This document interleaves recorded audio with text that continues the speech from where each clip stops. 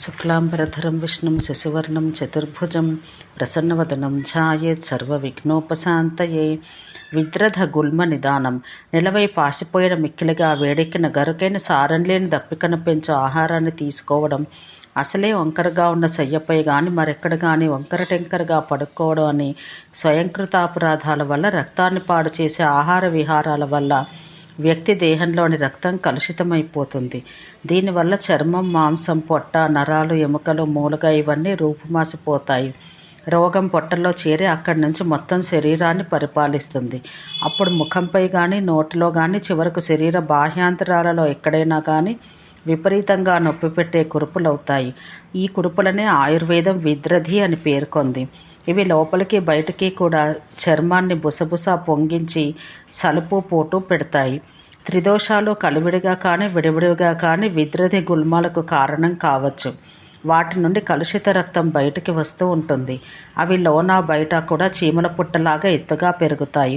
జీర్ణ వ్యవస్థని చెడగొడతాయి. నాభి ప్రాంతంలోనూ, మూత్రాశయంలోనూ, కాలేయంలోనూ, ప్లీహ, హృదయ, వాయుకోశ, మధ్య ఊరుసంధి ప్రాంతాల్లోనూ ఎక్కువగా పెరుగుతాయి. గుండెదడ వచ్చినప్పుడు ఇవి భరింపనసఖ్యమైన పోటు పెడతాయి. ఈ విద్రది పుట్టినప్పుడు నల్లగా ఉండి పగలడానికి ముందు కానీ, బాగా చీము పట్టాక కానీ ఎర్రగా తయారవుతుంది. దీనివల్ల కొందరికి కొన్ని రోగ లక్షణాలు, మరికొందరికి ఇతరములైన రోగ లక్షణాలు బయటపడతాయి. వీటి వల్ల కొందరికి తెలివి తప్పవచ్చు, కొందరికి తల తిరగవచ్చు, లేదా మూత్రం ఆగిపోవచ్చు. పెద్ద ధ్వనితో అన్నీ కదలవచ్చు.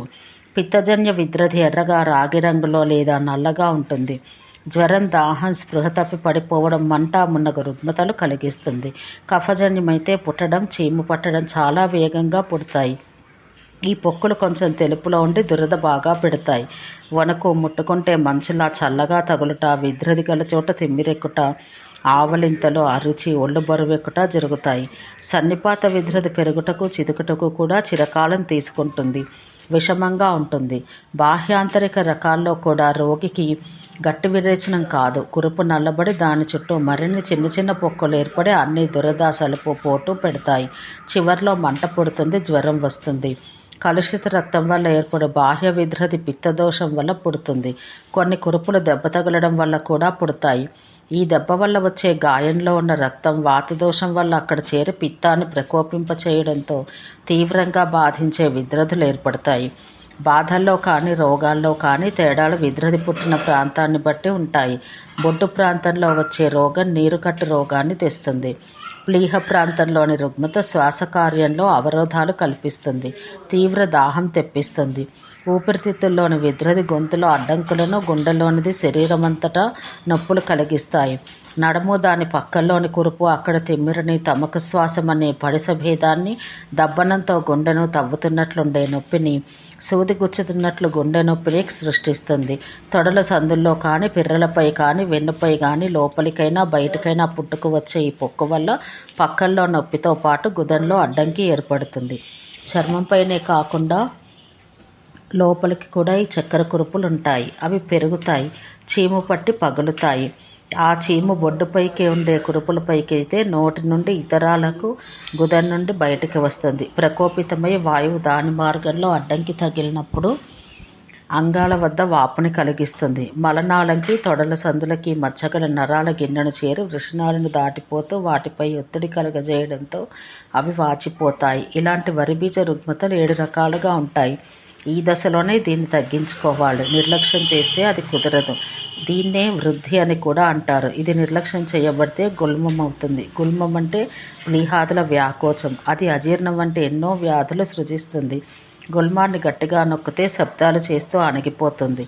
కానీ కాసేపట్లోనే మరల యథాస్థాయికి చేరుకుంటుంది.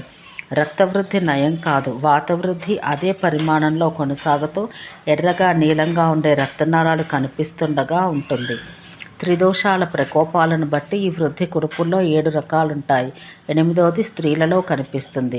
జ్వరం, విరేచనాలు, వాంతులు, చలి, ఆకలి ఎంత బలవంతులనైనా వంచి పారేస్తాయి. చీపురు పుల్లల్లా చేస్తాయి. అందుచేత అందరము ఆహార నియమాల విషయాల్లో, సరదాల విషయంలో జాగ్రత్తగా ఉండాలి.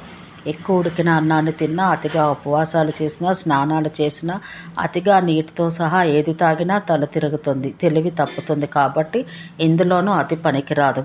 మితిని మించిన హితం లేదు. విరేచనాదులు తగ్గించడానికి ప్రయత్నం చేస్తూనే దోషమేంటో జాగ్రత్తగా పరిశీలించాలి.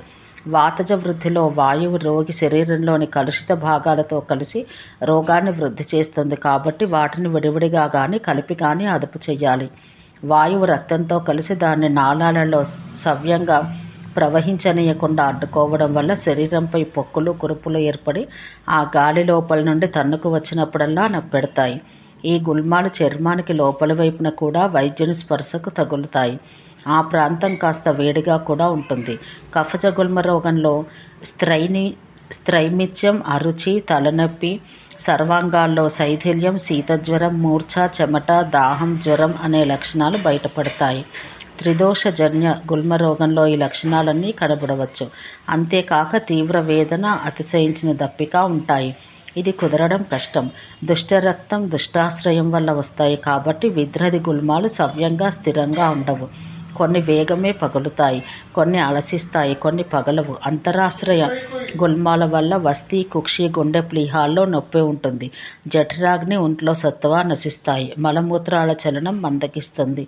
బహిరాశ్రయ గుల్మాలున్న వారికి ఈ వేదనలు పెద్దగా బాధించవు, కానీ ఉదరంలో తీవ్ర వేదన కలుగుతుంది.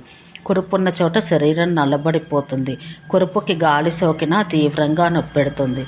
ఉదరాధ్మానం లేదా అనాహరోగమని దీనికి పేరు. పైకి ఉండి ఎత్తుగా ముడిపడిన కురుపుని అష్టీల విద్రధి అంటారు. వీటిలో కొన్ని కుదరడం అసాధ్యం.